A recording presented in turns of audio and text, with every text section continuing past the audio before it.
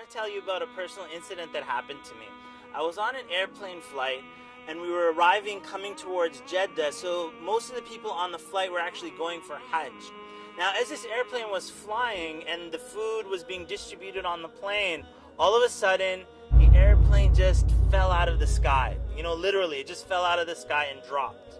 The food trays that we had in front of us had hit the ceiling, and initially everybody was just a little shocked, and there was like some screams going out. But the second time that airplane did that, everybody just started shouting out on the airplane, Allahu Akbar, Ya Allah, and started calling to Allah subhanahu wa ta'ala, everybody getting ready to die.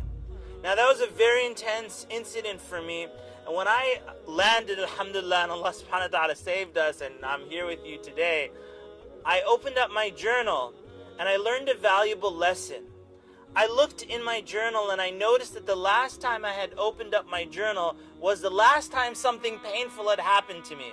And then there was many blank pages, and then now this incident, and then I realized at that point that I'm only turning to Allah subhanahu wa ta'ala when something painful comes upon me. Allah subhanahu wa ta'ala says in the Quran, وَإِذْ تَأَذَّنَ رَبُّكُمْ لَئِن شَكَرْتُمْ لَأَزِيدَنَّكُمْ. And remember when your Lord proclaimed that if you are thankful, I will increase you.